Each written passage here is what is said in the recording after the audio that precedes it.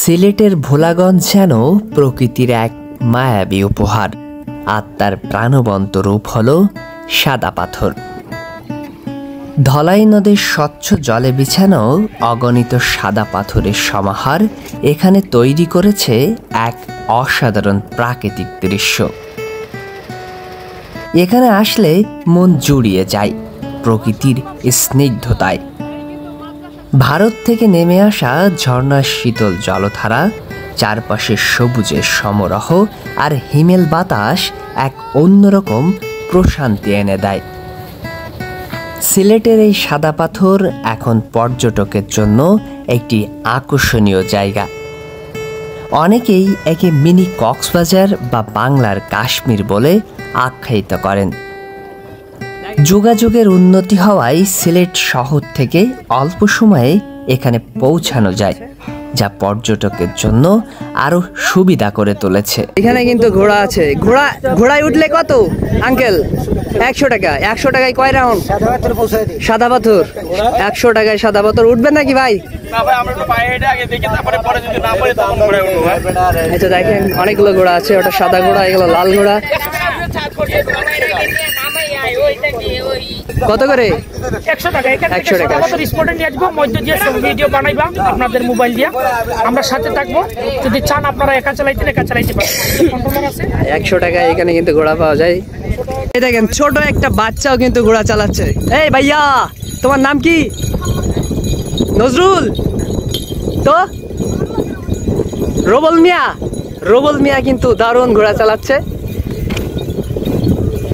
গতি কিন্তু বাড়াই দিয়েছে আমি বলার পরে। এখানে আছে লোভনীয় খাবার, চাটনি, বিভিন্ন ধরনের চাটনি আছে। কুলের চাটনি, সব কি কুলের চাটনি? কুলের চাটনি সব, কুল তেঁতুলের চাটনি আছে, সব আছে। আনারস আছে, পেয়ারা আছে, আমও আছে। সাদা পাথরের ওপর বসে স্বচ্ছ জলে পা ডুবিয়ে থাকলে নদীর নিচের ছোট ছোট পাথরগুলো স্পষ্ট দেখা যায়। বিশেষ করে বর্ষার পরেই সাদা পাথরের রূপ সবচাইতে বেশি মুগ্ধ করে।